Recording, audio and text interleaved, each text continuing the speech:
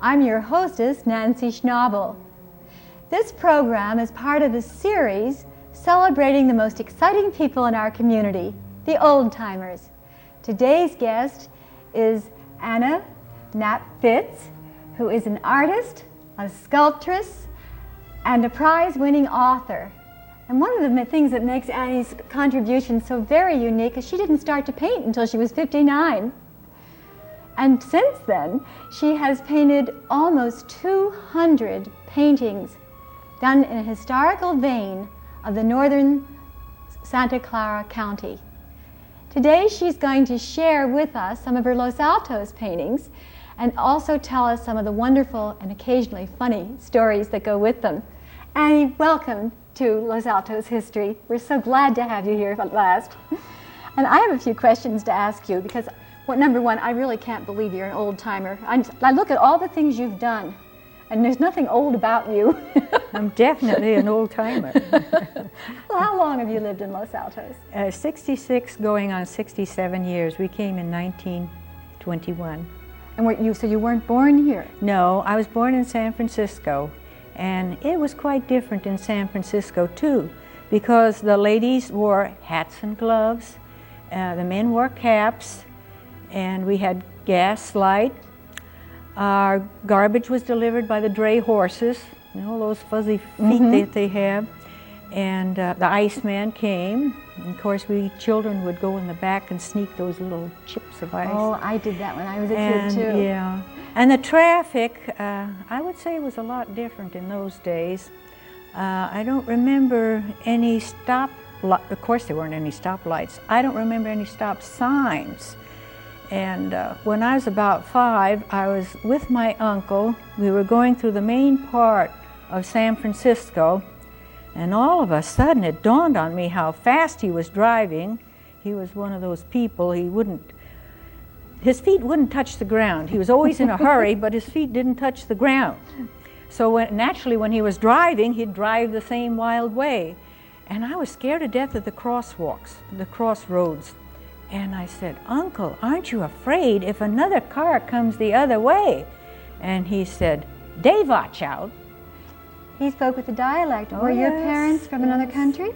They were both from Germany. Our mother was from Austria, German descent. So your first language then was German, not English? Definitely German. When and how did you learn English?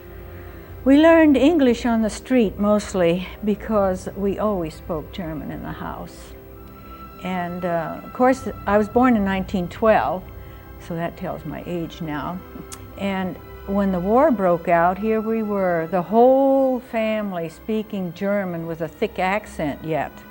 So we had to learn German in a hurry because they came after us with a stick. That was sort of literally an impressionable English. Yes. I have other friends my age that were in the Midwest, and I'd talk about the First World War, what I remembered and how it started and how it ended. And they said, "Well, we don't remember anything like that." So maybe your experience was a little more unique. Oh, yes. How many were in your family? I have 3 sisters, 2 sisters. My older sister's only 3 years older than I am, and Katie's in the middle, and my immigrant parents. And when you came to Los Altos, your father bought a little farm? What was it like? He bought an 8.5-acre farm. We had the smallest farm, and it was on Santa Rita Avenue. It belonged to Mountain View. It was part of the Harrington subdivision. and we were in the Fremont district. And to get our mail, which was about a block and a half away from us, on each side there were prune orchards. And it was like going through a prune orchard to pick up our mail across the street on El Camino.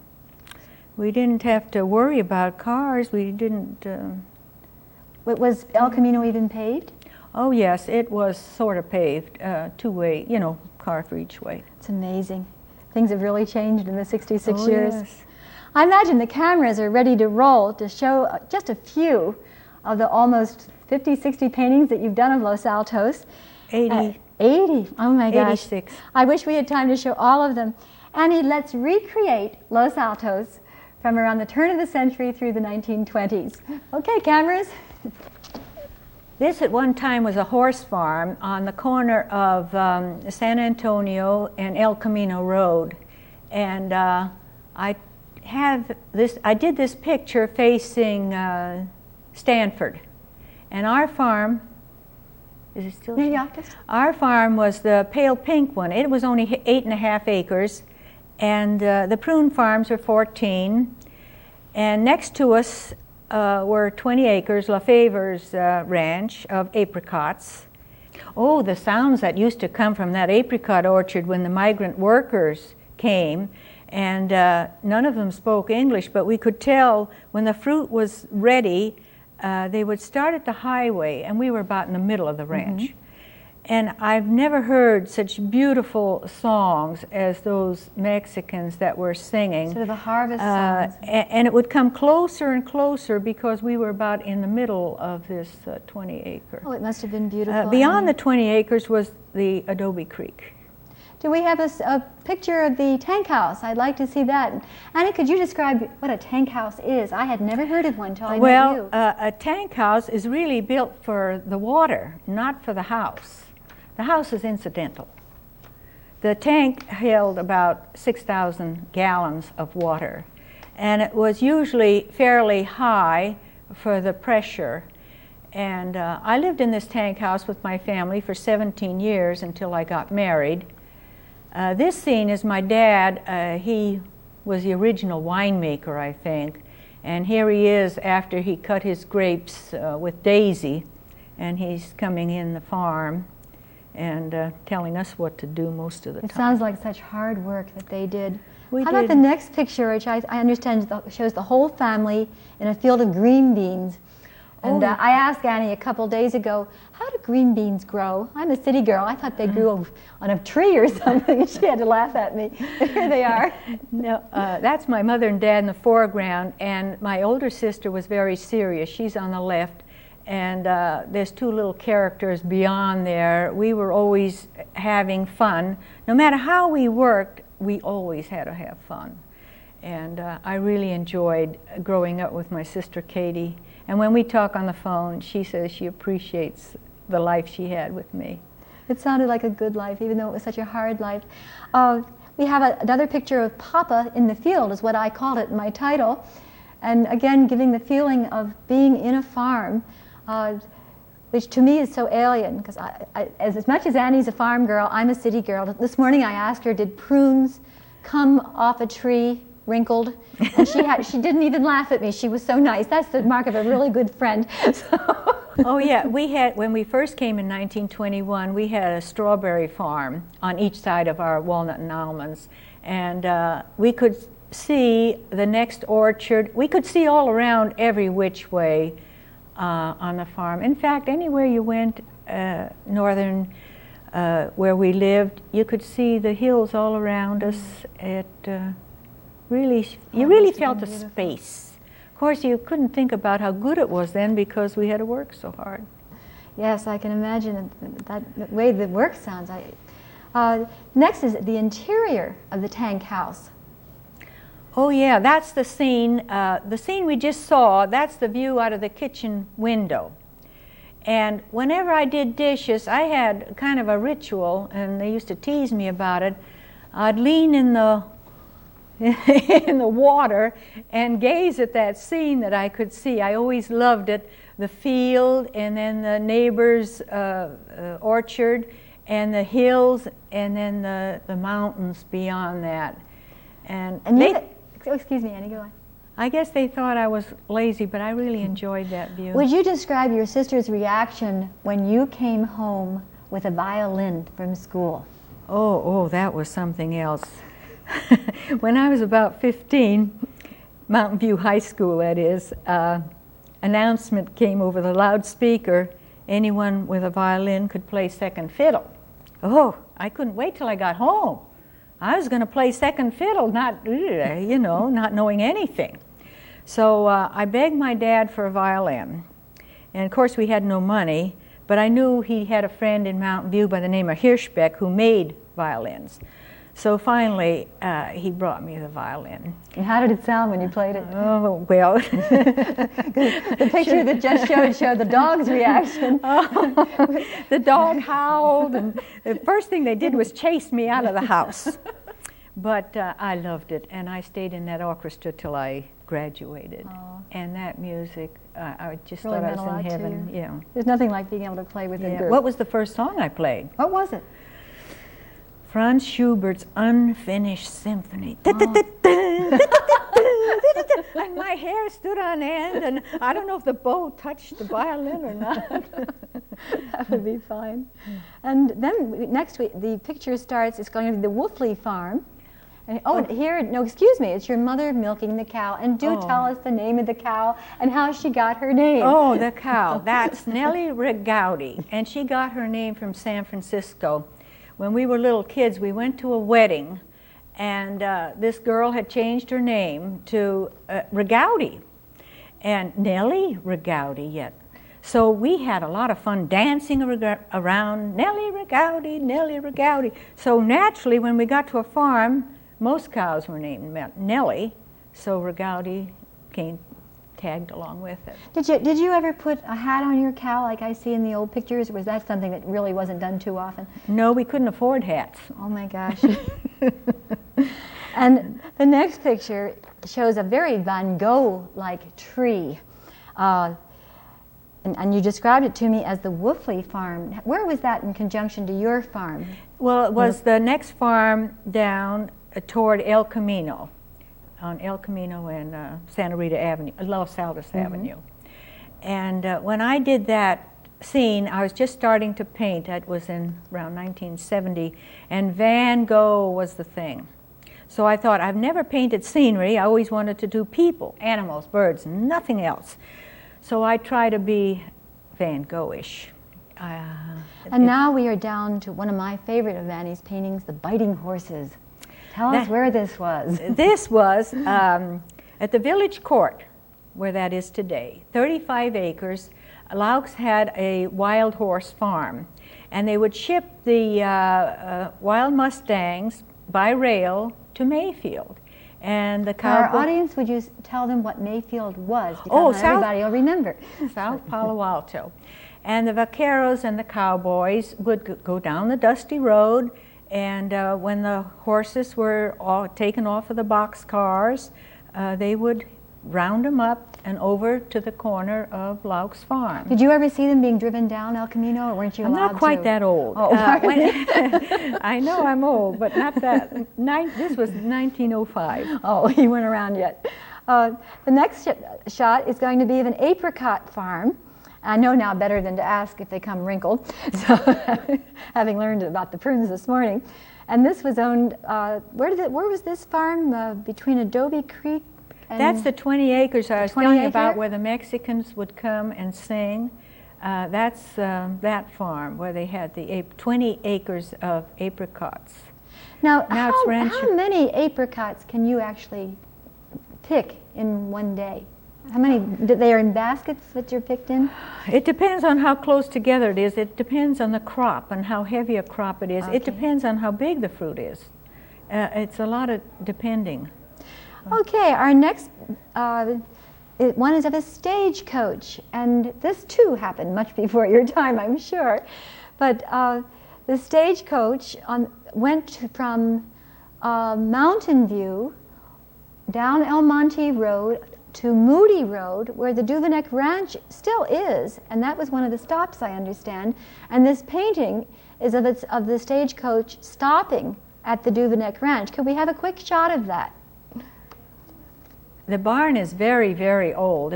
They said it was 100 years old about 10 years ago, so it must be quite old. That would be and the building on the right-hand side is the way station where they would sleep, and they'd change their horses in that barn.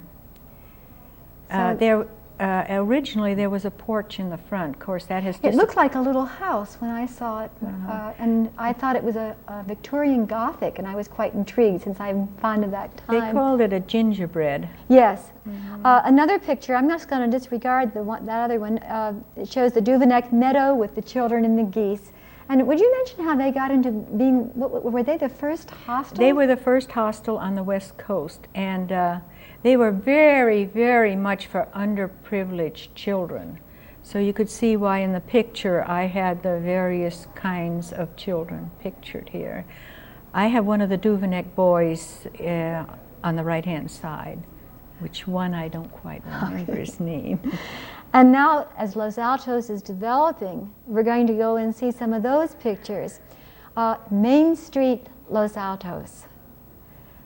And you can see the hills. And one thing you did in this painting I just love, Annie, and I meant to ask you about it before. You have the picture framed with some leaves. Are they the leaves from the great oak tree that stood at the head of the of Main Street at one time? At one time this oak tree stood there, and we went on either side to go across. We went on the right of the oak tree, coming back, of course, coming and going. And describe the buildings. The first one would have been, let's look down Main Street. On the left? Yeah, on the left. Okay, can we just go right down the block from First and Main?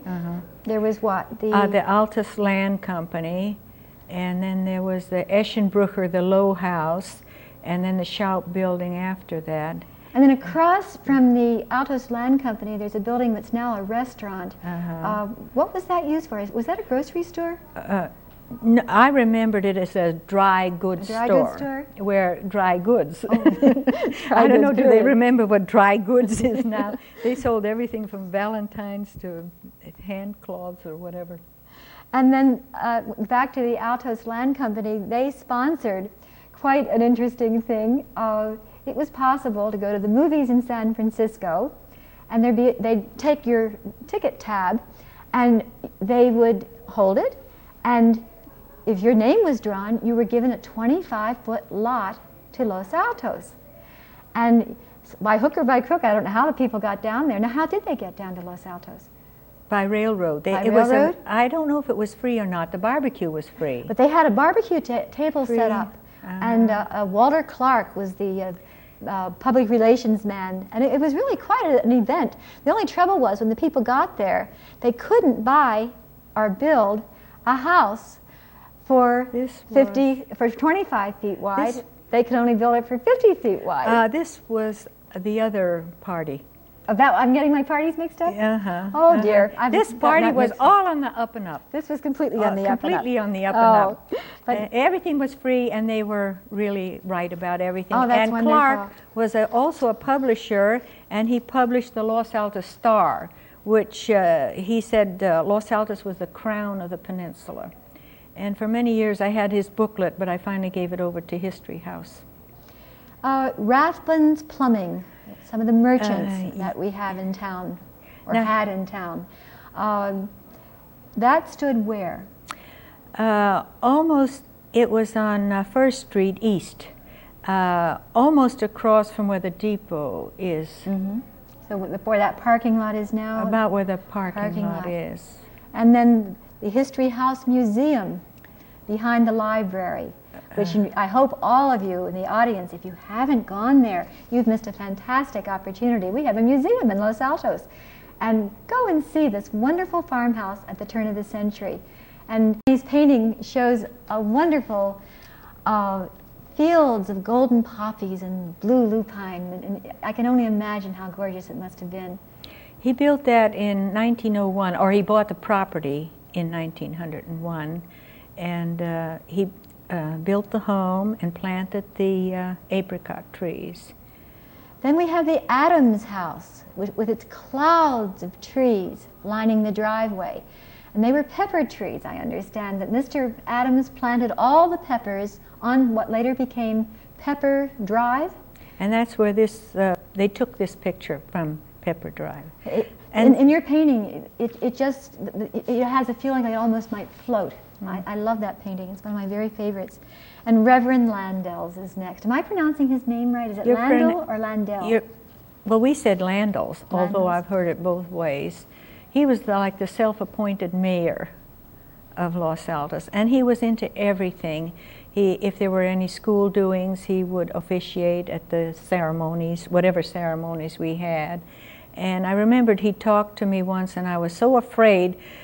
I thought he was our own Bernard Shaw. So when he said a few words to me, I was ready to melt into nothing. So that feeling of awe with a big personality. Right. The three Woodworth men are in another painting, and the Woodworth family goes back a very long time.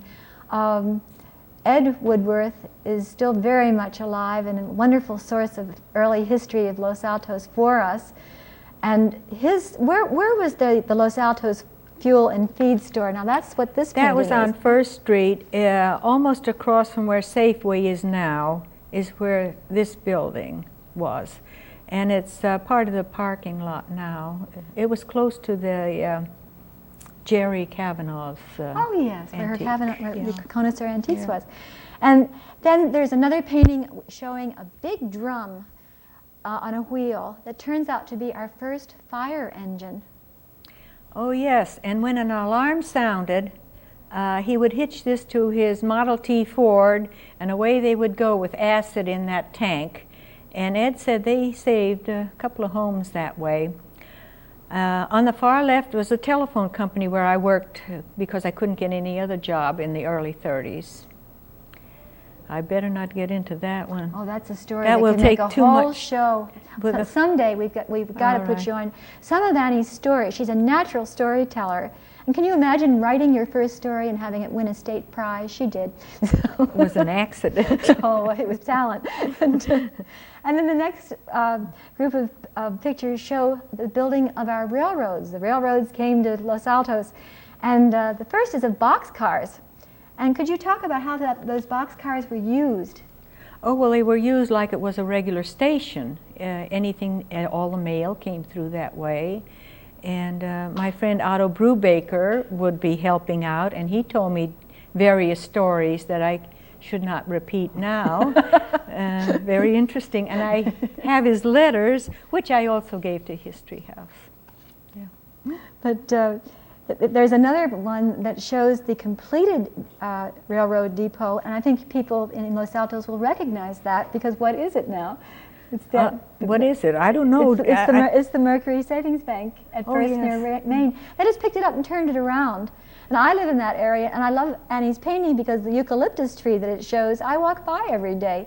And it sort of gave me a sense of being in the past once I saw her painting. Excuse me, I'm just oohing and ahhing here. The schools. Do we have any shots of the schools? We have three that we'd like to share with you. The first is the Purissima School, which is now in Los Altos Hills. But you told me before the show that even though it stayed in the same place, it was like your house. It kept getting different places to be. It kept moving around. In 1947, Los Altos bought it from Palo Alto. So we haven't had it too long. And now it's not a school anymore. It's no, although my oldest son went to kindergarten during the war. I don't know if he liked it too much. He said they had to ride too long. It took about an hour to get to school, he said. How did they go? Did they have a bus? Bus, and it picked up children from all over. Really had to take their time getting around. And the San Antonio School with the teacher Susie Korpstein. She taught all 8 grades, oh, God, and she was a very strict person, according to Lois Stockelmeyer. And he said she had whips, a pink for the girls and blue for the boys. Oh, you're kidding. But she was a very kind, fair person, he told me. He's gone now. Of course, he was That was a long time Oh, ago. how about the Los Altos Grammar School? So we only have a couple minutes. Tell the story about Katie getting into school. Oh, one how can I morning. tell everything at once about the Los Altos Grammar School if I only have 2 minutes? Now you have 1.5. Just tell about Katie. Oh, well, we marched. We saluted and we marched, and at that time we were learning the Charleston, and she goes up the steps and she thinks she's going to get away with it doing the Charleston to Sousa's march. And they said, Katie Knapp, step out of line. And she enjoyed that Charleston so much, but she didn't know why she should get caught. She didn't think it was fair. No, it wasn't fair. You could just see this little kid doing the Charleston and going up and walk with all the other kids marching. I just love it. Victrola I was playing behind the Stars her. and Stripes Forever. Or something. Yeah, dee, dee, dee, dee, dee, yeah, And yeah. our last view is the farm again, with the tank house and the fields and the hills. You mentioned that as far as you could look anywhere, you could see hills. You could Why see the can't we hills. now? Trees and homes and two-story homes. And now you don't see them. No, no. Well, it's, Annie, I want to repeat your whole name for the audience's benefit again. Annie, or Anna, Knapp Fitz, artist, sculptress, author, mother, and a wonderful wife to Joe Fitz for almost 50 years. mm-hmm. And I think A wonderful husband. I think we ought to mention Joe. He has done something so unique. Everyone He of puts Annie- up with me. Oh, every one of Annie's paintings has been framed by Joe. What a gift of love. Can you think of any other artist who's ever had a spouse like that? Annie, thank you so much for being here. We haven't touched the surface of your work. I hope you'll come again. And thank you for joining Access Los Altos. I'm Nancy Schnabel, and you've just seen Los Altos History.